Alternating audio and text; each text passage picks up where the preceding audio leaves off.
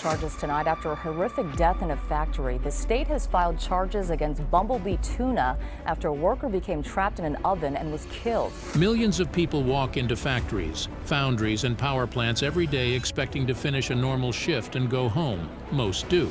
But sometimes the machines, heat, and pressure inside those places turn one ordinary moment into pure horror. From a worker trapped inside a superheated industrial oven to a man making a final call while engulfed in molten waste. These are the 5 most disturbing workplace deaths of all time. Number 5. Jose Malena. Before dawn on October 11, 2012, Jose Malena walked into the Bumble Bee Foods plant in Santa Fe Springs, California, for what should have been another normal shift. He was 62 years old, lived in Wilmington, had worked for the company for about 5 years, and was a father of 6. He was not some careless new guy wandering into a place he did not understand. He was a regular worker, showing up for a job he had done again and again. That is part of what makes this case hit so hard. Jose's job that morning involved one of the plant's huge steam ovens used to sterilize canned tuna. These things were not ordinary ovens. They were giant industrial cookers, about 54 inches wide and roughly 36 feet long, built to take in rolling metal baskets packed with cans. At the start of his 4 a.m. shift, his supervisor told him to load one specific oven. Sometime before 5 a.m., Jose stepped inside to make a repair or adjust a chain. He left his pallet jack outside, a small wheeled tool used to lift and move heavy pallets. That one detail changed everything. Another worker saw the pallet jack sitting there and made a simple guess. He thought Jose had stepped away to the bathroom. That worker picked up where he thought Jose had left off. He used the pallet jack to load the oven with metal carts carrying about 6 tons or 12,000 pounds of canned tuna. Then the front door was shut and the machine was turned on. Jose was trapped in the back of a superheated steam cooker. During the sterilizing cycle, the temperature inside rose to about 270 degrees Fahrenheit over roughly 2 hours. A veteran prosecutor who later worked the case said these were the worst death circumstances he had ever seen. Around that same time, Jose's supervisor started to notice something was off. He saw another worker using Jose's pallet jack and began asking where Jose was. An announcement went out over the intercom. Workers started searching the building. They checked outside. They found that Jose's vehicle was still in the parking lot. That should have told everyone he had not simply gone home or stepped away for long. The search kept going. Minutes turned into more than an hour. Minutes turned into more than an hour. People were looking for him, while the answer was already sitting inside the last oven that had been loaded. After nearly an hour and a half, a boiler operator suggested opening that oven. But they could not just swing the door open right away. They had to wait about 30 minutes for it to cool down enough to open it safely. When the oven was finally opened, Jose's body was found at the exit side of the machine. Firefighters pronounced him dead at the scene. When state investigators looked into what happened, the case got even worse. The investigation was handled by the California Occupational Safety and Health Administration, also known as Cal-OSHA. Cal-OSHA cited Bumble Bee for 6 safety violations and fined the company nearly $74,000. Investigators said the company had failed to properly identify the plant's ovens as dangerous workspaces that needed special controls before anyone entered them. They also said workers were not properly warned about those danger areas, and the company had not put in place the right safety steps for people working inside the ovens. Later, prosecutors said the case involved failures in the company's safety program, failures in rules for people entering closed workspaces, and failures in the kind of lockout steps that should keep machinery off while someone is inside. The report also stated that there was no escape route for the trapped worker and no person assigned to stand watch. In 2015, Los Angeles prosecutors charged Bumble Bee Foods, plant operations director Angel Rodriguez, and former safety manager Saul Flores over worker safety violations tied to Jose's death. The case then became national news. It was no longer just about a terrible accident. It became a story about whether a company and its managers could be held criminally responsible when basic safety failures led to such an awful death. Later that same year, the district attorney's office announced a $6 million settlement. Officials described it as the largest known payout in a California criminal prosecution of workplace safety violations involving a single victim. The money was split in a way that shows how badly the system had failed Jose before he ever stepped into that oven. $3 million was set aside to replace the old ovens with new automated ones so workers would no longer have to climb inside them. $1.5 million went to Jose's family. The rest went to fines, court costs, enforcement, training, cameras, and safety audits. Number 4. Stephen Dierkes. On June 2, 2022, Stephen Dierkes walked into Caterpillar's foundry in Mapleton, Illinois for only the 9th day of his new job. He was 39 years old, a father of 3, and the man waiting for better days after finally getting back to work. At home was his partner, Jessica Sutter, and 3 young girls who expected him to come back through the door later that day. Instead, that shift would end with one of the worst workplace deaths in recent American factory history. The place itself was built around heat, smoke, and danger. OSHA described Mapleton as one of the nation's largest foundries, producing more than 150,000 tons a year, with more than 800 workers on site. Men there worked around deep ceramic pots filled with molten iron heated to more than 2,000 degrees Fahrenheit. OSHA said workers were doing jobs within 4 feet of those open containers across multiple shifts. This was not a hidden danger. It was right there in front of them every day. Stephen's job that morning was not unusual. He was a melting specialist, and one of his tasks was to take a sample of iron from the furnace. Workers used a long pole with a cup on the end to collect those samples. That matters because he was not doing something reckless or strange. He was doing a task the foundry treated as normal. The pot beside him was about 11 feet deep. It held molten iron so hot that there would be no real rescue if someone went in. There were no railings around the pit, no guardrail, no travel restraint, no barrier between a worker and a container of liquid metal. Everything needed for a disaster was already in place before Stephen even walked up to take that sample. At 9:23 that morning, the moment came. Surveillance video showed Stephen carrying the sampling pole toward the pit. Then he stumbled. He appeared to go down onto his knees first and then fell into the molten iron. He had been seen taking a sample without any problem earlier. One moment it was a regular task. The next moment, he was gone. OSHA said he was immediately incinerated. The coroner used even harsher words: catastrophic thermal annihilation. A witness tried to get to him, but there was nothing that could be done. The heat was too extreme, and the destruction was instant. Shortly after the fall, a crane was brought in to try to pull out remains, but the coroner noted it was not clear whether anything could even be recovered at that stage. The foundry floor had become a place where a living man vanished in seconds. Then came the part that made the case even harder to forget. Workers told the coroner the molten material would not be cool enough to handle until sometime between late afternoon and early evening. That meant Stephen could not simply be removed right away. The contents had to cool, then be dumped out and sifted through.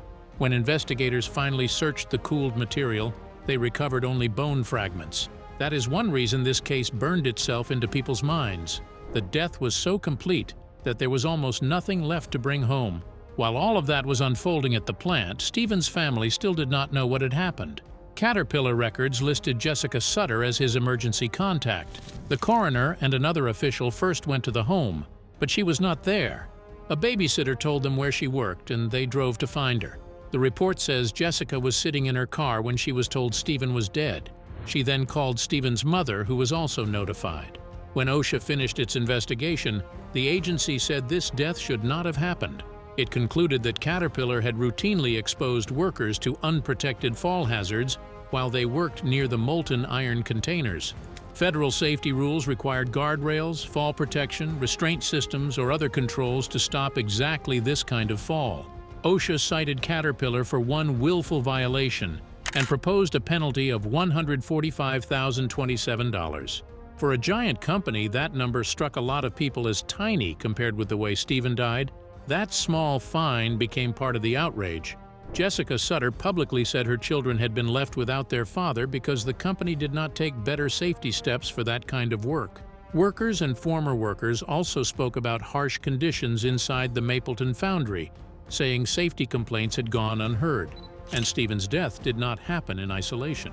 In December 2021, another man, contractor Scott Adams, died after falling through a hole at the same facility.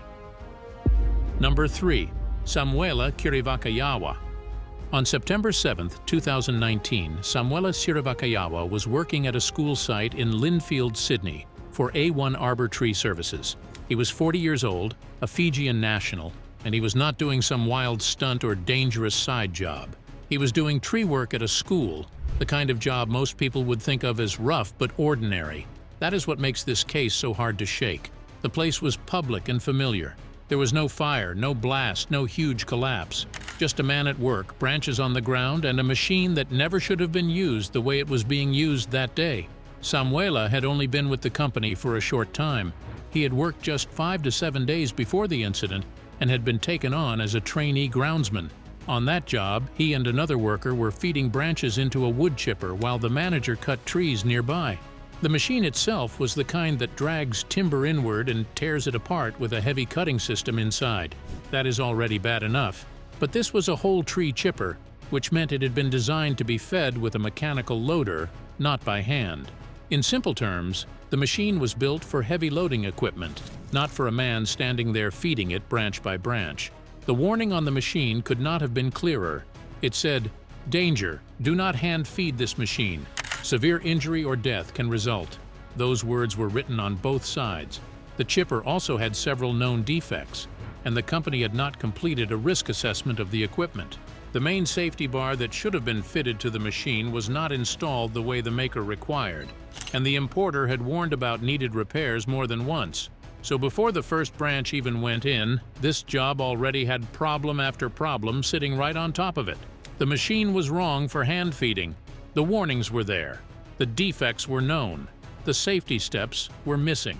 Then came the moment that turned a school grounds job into one of the worst machine deaths in recent Australian court records. While Samuela was hand-feeding branches into the wood chipper, the manager sent the other worker away to do another task. That left Samuela alone with the machine. When the other worker came back, Samuela was gone, not standing off to the side, not calling for help, just gone. At first, the men assumed he had stepped away to the bathroom. The co-worker kept using the machine. Only later did the awful truth start to come into view. Blood was found on the back of the truck, and that was when the fear turned into something much worse. Samuela had been drawn into the in-feed hopper and then into the machine's internal disc drum. He was feeding the machine by hand. The machine grabbed him. He was pulled into the cutting system. It was the exact danger the machine itself had warned about. SafeWork NSW opened an investigation, and the deeper it went, the worse the case became. The court heard there had been little supervision on site. Workers had not been trained to use the equipment safely. The company had not assessed worker skill on the wood chipper. Samuela, who had only been on the job a handful of days, was left working with a dangerous machine, even though the hazards of hand-feeding a chipper were already well known in the tree and forestry industry.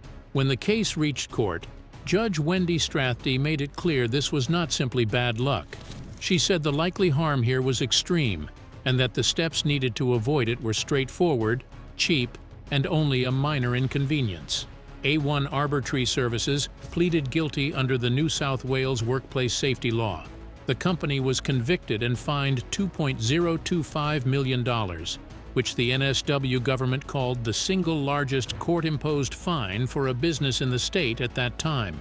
The court had started with $3 million before cutting the penalty because of the guilty plea. Judge Strathdy criticized the company's approach during sentencing, saying it appeared to shift blame onto the victim rather than truly accept responsibility. Number 2. Big Bend Power Station Incident.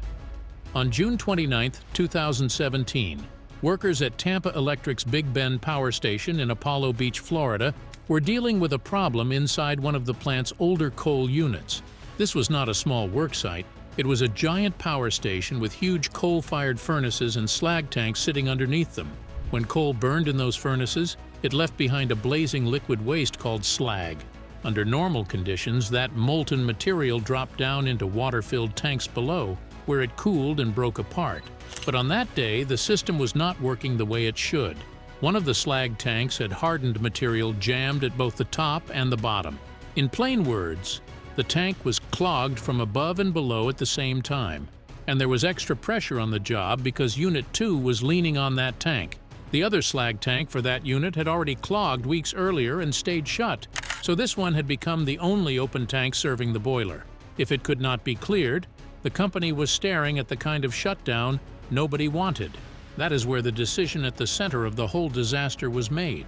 Instead of shutting the furnace down, TECO brought in a contractor to do high-pressure water blasting while the unit stayed online. That meant workers would be down below trying to clear the tank while hot slag was still building up above them inside a live coal furnace. The job went forward even though the procedure for that work could not be located. Experts considered this kind of work dangerous, and some plants ban it outright. The men who ended up in front of that tank were Michael McCourt, a 60-year-old senior plant operator for TECO, Christopher Irvin, a 40-year-old contractor, Frank Lee Jones, 55, and Jones's stepson Gary Marine Jr., 32. 2 cleanup workers were also killed, Antonio Navarrete, 21, and Armando J. Perez, 56. By late afternoon, they were gathered around the slag tank trying to deal with what looked like a maintenance problem. Within minutes, it would turn into a mass burn disaster. The crew opened the low access point to the tank, known as the doghouse door. A thick protective gate inside was also open. Their plan was simple on paper: use the water blasters to break up the blockage quickly, then shut the area back up. But that plan rested on one deadly hope. They were counting on the hardened plug above them to stay in place. That plug was the only thing keeping the live furnace and its molten slag from blasting down into the work area. This was not a hidden danger waiting to surprise everybody. It was a hazard created by the exact way the job had been chosen and set up. About 20 minutes into the job, everything failed. The blockage gave way, and molten slag spewed into the work area. Thousands of gallons shot out through the doghouse door and over the crew. The molten material spread into a pool about 6 inches deep and roughly 40 feet wide. Neighbors said they heard the boom from miles away. Michael McCourt and Christopher Irvin died at the scene. Antonio Navarrete, Frank Lee Jones, and Armando J. Perez survived the first moments, but later died from their burn injuries. Gary Marine Jr. was the only one who lived, though he was badly burned. As Antonio Navarrete burned, he called his mother. The call went to voicemail. He left a message begging for help and saying he was burning. A young man was still alive in those first terrible moments, reaching for the one person he wanted most. The horror of Big Ben did not end with the blast itself. When investigators looked backward, they found that the plant already had warning signs in its history. OSHA later said there had been slag tank incidents in 1997 and 2011 that injured workers. After those earlier events, Tampa Electric changed its water blasting procedures and required a job briefing before each job. But OSHA found that the company later failed to train employees and on-site contractors on those updated steps. So the company had already seen this kind of danger before and had already written rules meant to prevent it. OSHA cited Tampa Electric for failing to follow energy control procedures during maintenance. It also cited contractor Gaffin Industrial Services for failing to develop procedures to control hazardous energy. Both companies were cited for failing to provide proper protection against burns. Then the case moved beyond civil penalties.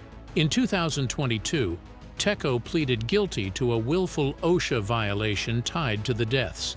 A federal judge ordered the company to pay a $500,000 fine, serve 36 months of probation, and follow a safety compliance plan checked by an outside auditor. Number 1. Daniel Hill. On February 9, 2019, Daniel Hill went to work at Michigan Seamless Tube in South Lyon, Michigan, and stepped into one of the worst workplace accidents on this list. He was 54 years old and friends called him Moose. That morning, he was near a long industrial tank filled with heated sulfuric acid, part of the plant's pipe-making process. The tank was roughly 8 feet deep, about 10 feet wide, and more than 30 feet long.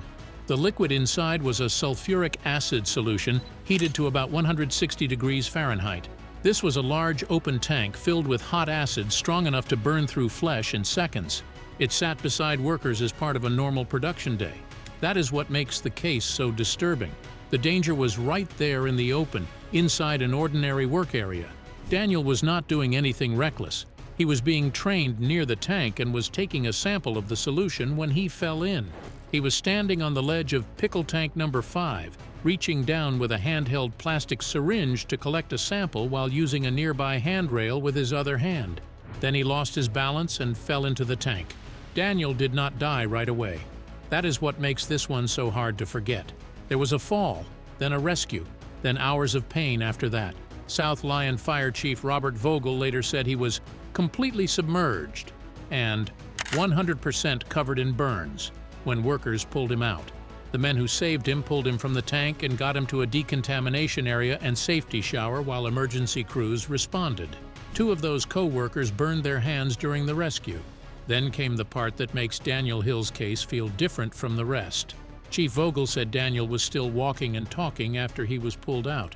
He was still alive, still conscious, still trying to speak even after being fully submerged in heated sulfuric acid. He was then rushed to the University of Michigan Hospital in Ann Arbor. He fought for hours. Later that night, roughly 11 hours after the accident, he died from his injuries. After the shock came the same question that follows every case like this. How was a worker allowed to be in that spot with that kind of risk hanging over him? The state investigation brought penalties, though they looked small next to the horror of the death itself.